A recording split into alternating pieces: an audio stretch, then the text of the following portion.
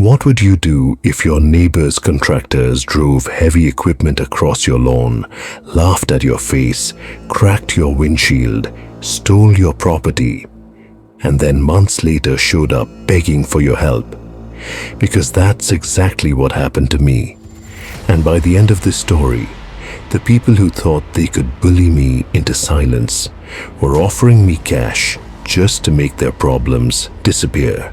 If you've ever had to deal with entitled neighbors, disrespectful contractors, or someone who thought they could get away with treating you badly, hit that like button, subscribe, and settle in. Because this revenge story isn't about screaming, fighting, or breaking the law. It's about patience, and sometimes patience is the most expensive revenge of all. Several months ago, life on my street was peaceful.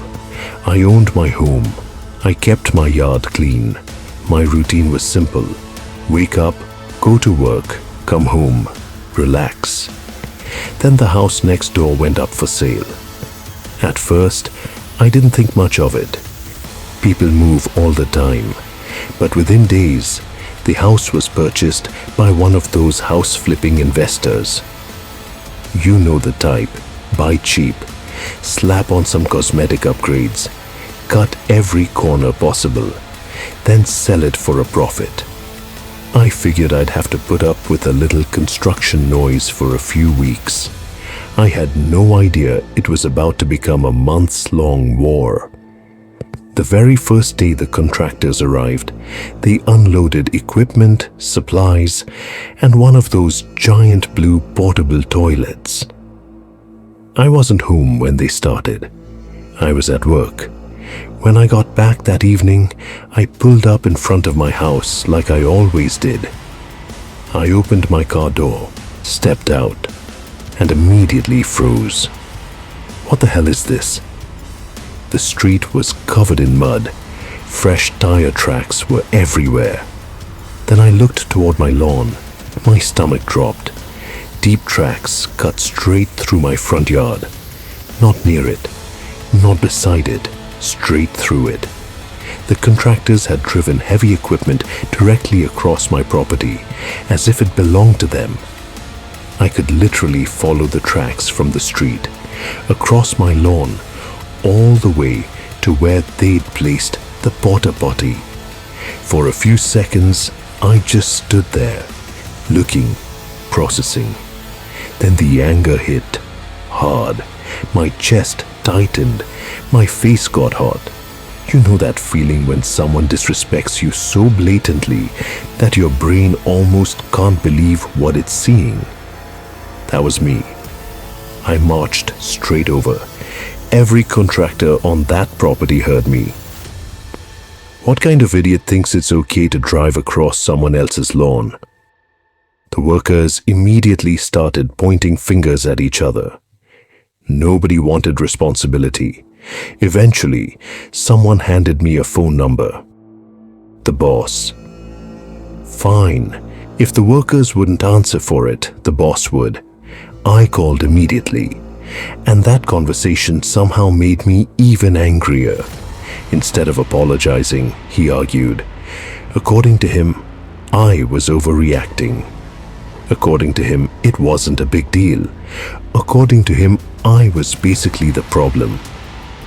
Then I called the porta potty company. Same attitude. No apology, no accountability. Just excuses. At that moment, I realized something. These people weren't sorry. They genuinely believed they could do whatever they wanted. So I decided things were going to change. The next morning, I parked my little Honda Civic exactly where they'd unloaded their equipment. If they wanted to use that spot again, they'd have to move my car, and that wasn't happening. Then I drove to Lowe's, bought a large wooden stake, bought a bright no trespassing sign, and planted it directly on my property line. Message sent, or so I thought. For the next week and a half, I deliberately left that Honda parked there. Didn't matter that it was inconvenient. Didn't matter that I preferred driving it. I switched to my truck out of pure stubbornness. Every day I came home to new frustrations. Contractor trash blowing into my yard, dust masks, rags, plastic wrappers, coffee cups. It was like my lawn had become their personal dumpster. And then there were the comments. The workers weren't exactly subtle. I'd overhear them laughing, talking about me, mocking the property line, mocking the sign.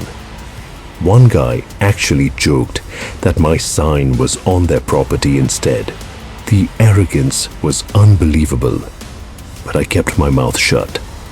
Mostly. Then one morning I got into my Civic and noticed something strange, a crack. Right across the windshield, not a little chip, a full crack, stretching from one side to the other. Over the following days, it spread, branching out like lightning. Now, maybe it happened naturally, maybe. But after weeks of tension with angry contractors, after hearing them complain about my car blocking their access, let's just say I wasn't convinced. Unfortunately, suspicion isn't proof, and without proof, there wasn't much I could do. So I swallowed my frustration and waited. Eventually, the contractors finished. The trucks disappeared. The noise stopped. And finally, a for sale sign appeared. I remember standing outside looking at it and thinking, thank God, it's over. Or at least I thought it was. Potential buyers started showing up, walking through the property, inspecting everything. Meanwhile, my old Honda sat right there, its cracked windshield catching sunlight like a giant scar. My weather-beaten "No Trespassing" sign flapped loudly in the wind. Every time a buyer visited, they'd see it. Every single time. Then one evening I got home, and my sign was gone. Gone. Not blown away, not knocked over, stolen.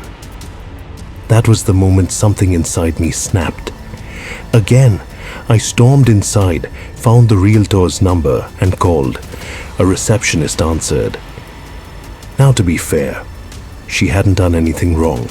I knew that. So I tried to stay calm. Tried. But my blood pressure was through the roof. I told her exactly what happened. I told her someone had stolen property from my land. I told her I wanted a surveyor. I wanted the property lines officially marked. I wanted my sign returned. And I wanted apologies. One from the realtor, one from the contractor. And while they were at it, they could come replace the damaged section of lawn too. The receptionist paused, then carefully asked if I'd like the realtor's direct number. I actually laughed. Not because anything was funny, because I knew exactly how angry I was. And I knew calling him directly wouldn't end well. No, I said, trust me. That's probably not a good idea right now. Then I hung up. A few days later, on a Sunday, I decided enough was enough. I drove back to Lowe's, bought bright orange paracord, bought another "No Trespassing" sign, and headed home. When I arrived, something interesting had happened. My original sign had magically reappeared. Funny how that works. Nobody knew where it went. Nobody admitted taking it. Yet somehow, it was back. I couldn't help smiling, because somebody was clearly nervous. But I wasn't done. I installed the new sign anyway, then stretched bright orange paracord along the property line. Now nobody could pretend they didn't know where the boundary was. The line was impossible to miss, and it looked absolutely ridiculous, which was perfect. A few days later, another coincidence happened. My Honda got reported as abandoned. Imagine that, after sitting there for months without issue. Suddenly somebody complained. Code enforcement contacted me. Thankfully, the officer was reasonable. I explained everything, explained the situation, explained that I had literally driven the car to work that morning. Within minutes, the complaint disappeared. Case closed. But the timing told me everything I needed to know. Someone was desperate. Then came the best part, the part that made every headache worth it. One afternoon I got home from work and found a note taped to my front door.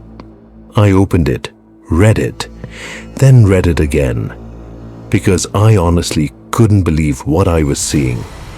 The contractor. The same contractor who argued with me. The same contractor whose workers mocked me. The same contractor who ignored every complaint was suddenly apologizing. Not only apologizing, offering me $500, just to remove the no trespassing signs, just to make selling the house easier. I stood there holding that note, and for the first time in months, I laughed. Not an angry laugh, a victorious laugh. Because now the power had shifted. For months they ignored me. For months they treated me like an inconvenience. For months they acted like they could do whatever they wanted. Now they needed something. Now they wanted cooperation. Now they were discovering that goodwill can't be bought after you've spent months destroying it. The signs weren't hurting anyone. They were legal. They were on my property. And apparently they were making potential buyers ask questions. Questions nobody wanted to answer. Questions that were slowing down the sale. Every day that house sat unsold was costing someone money. And suddenly, my little sign had become very expensive. I never expected revenge to look like this. No lawsuits, no screaming matches, no vandalism, no dramatic confrontation, just consequences. Pure, simple consequences. The contractor who once dismissed me was now offering cash. The house flipper who thought neighbors didn't matter was watching his investment become harder to unload. And all because I refused to be bullied into removing a sign that belonged exactly where it was. The best revenge wasn't damaging them. It was refusing to help them and knowing they had nobody to blame except themselves. Funny thing about respect, it's free. An apology on day one would have cost them nothing. Fixing the lawn would have cost almost nothing. Treating neighbors like human beings would have cost absolutely nothing. Instead, they chose arrogance. And arrogance always sends a bill eventually. If this story made your blood boil, hit that like button and subscribe for more incredible Reddit revenge stories. And let me know in the comments, if you were in this situation, would you take the $500 and remove the signs? Or would you leave them up and make them sweat a little longer? I'll see you in the next story.